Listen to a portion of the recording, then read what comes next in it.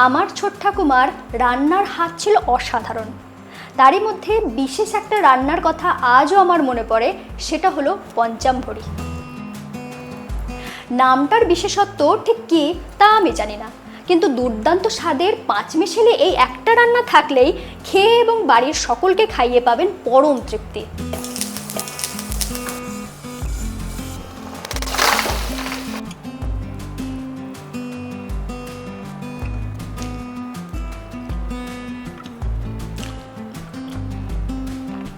খুব সহজে ঘরোয়া উপকরণে এই রান্নাটা শিখে নিতে সঙ্গে রইলাম আমি ঋতুপর্ণা।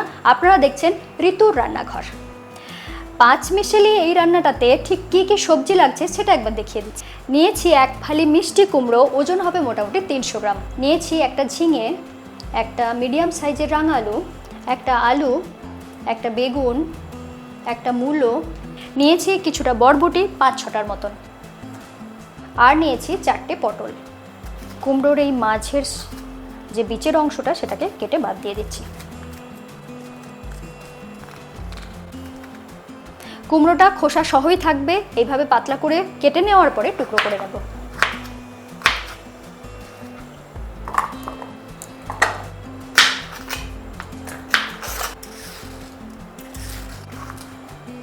এইভাবে একটু লম্বা রেখে কেটে নিচ্ছি।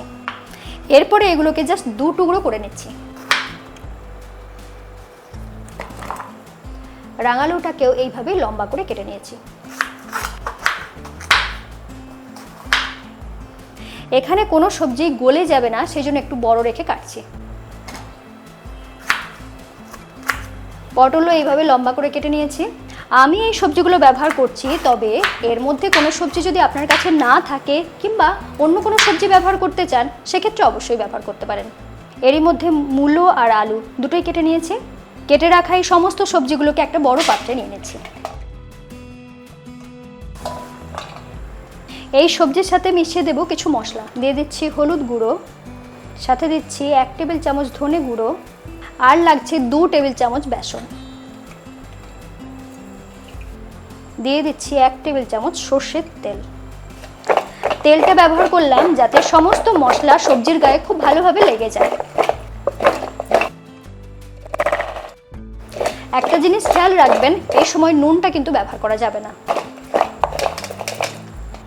আমার ঠাকুমা এই রান্নাটার জন্য একটা স্পেশাল মশলা ব্যবহার করতেন, সেটা একটু ভালো করে দেখে নিন। লাগছে 1 টেবিল চামচ মৌরি, 1 চা চামচ গোটা জিরে, 2টো ছোটো এলাচ, 2টো গোটা শুকনো লঙ্কা, আর লাগছে একটা তেজপাতা।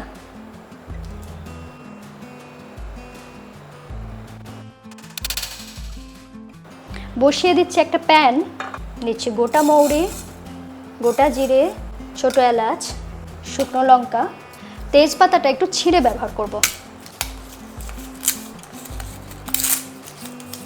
যাতে খুব সহজে তাড়াতাড়ি ভাজা যায়। 1 মিনিটের মতন এটাকে ভেজে নিয়েছি, খুব সুন্দর গন্ধ বেরিয়ে গিয়েছে। এরপর এটাকে শুকনোই গুঁড়ো করে নেব। আপনারা এখানে চাইলে শুকনো লঙ্কার পরিবর্তে গোলমরিচও ব্যবহার করতে পারেন। দেখুন যতটা সম্ভব মিহি করে গুঁড়ো করে নিয়েছি। এরপরে রান্নাটা শুরু করব। অবশ্যই একটা বড় সড়ো কড়া ব্যবহার করবেন, কারণ অনেকগুলো সবজি রয়েছে। দিয়ে দিচ্ছি সর্ষের তেল।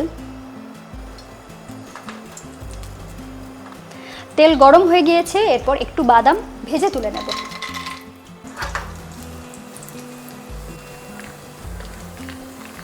বাদাম যখন ফাটতে শুরু করেছে ঠিক সেই সময় তুলে নিচ্ছি।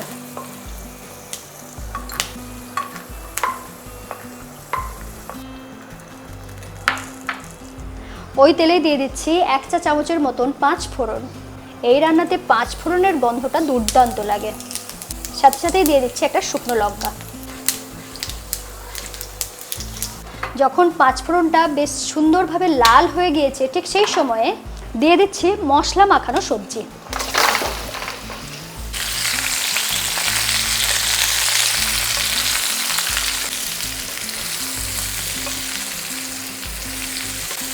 এখন গ্যাসটাকে হাই ফ্লেমে রেখে কিছুক্ষণ এটাকে ভাজা ভাজা করে নেব।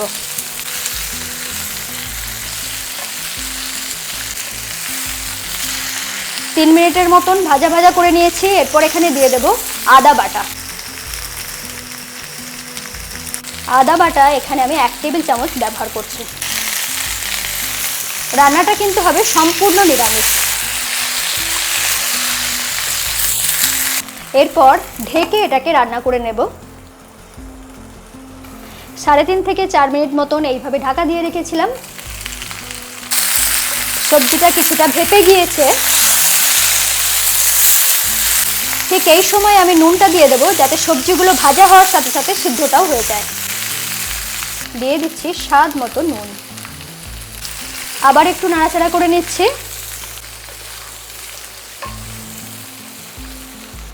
আবারও ঢেকে এটাকে কিছুক্ষণ রান্না করে নেব। 10 মিনিটের মতন ঢাকা দিয়ে রেখেছিলাম, মাঝে মধ্যে 2-1 বার নাড়াচাড়াও করে দিয়েছি। এরপর খুলে দেখাচ্ছি।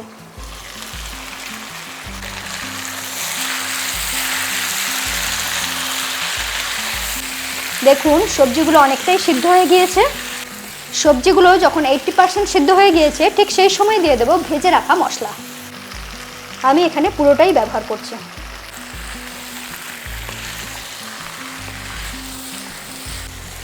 এই যে তরকারিটা রান্না করছি, এটা কিন্তু জল ছাড়াই সিদ্ধ হবে, তবেই খেতে সুন্দর লাগবে। এরপর আবারও এটাকে ঢেকে রান্না করব যতক্ষণ না পর্যন্ত পুরোপুরি সিদ্ধ হয়ে যায়। আরও 5 মিনিটের মতন রান্না করে নিয়েছি, পুরোপুরি সিদ্ধ হয়ে গিয়েছে। এরপর খুলে দেখাচ্ছি।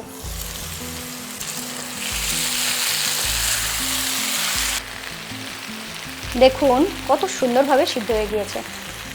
এই পর্যন্ত হয়ে যাওয়ার পরে আমি কিন্তু আমার নিজের পছন্দের একটা উপকরণ ব্যবহার করব, সেটা হলো কসুরি মেথি। এটা যদি হাতের কাছে থাকে অবশ্যই দিয়ে দেখবেন, খুব সুন্দর খেতে লাগে।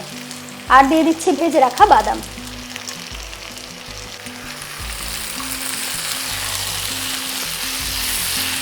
পুরো জিনিসটাকে এইভাবে মিশিয়ে নিলাম। এরপরে গ্যাস অফ করে ঢাকা দিয়ে স্ট্যান্ডিং টাইমে রেখে গরম গরম সার্ভ করে দেব।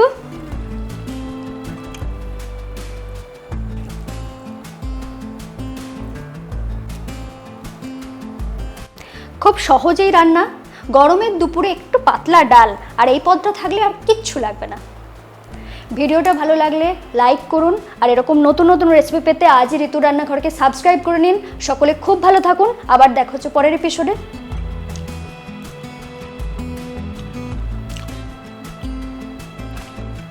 অসাধারণ।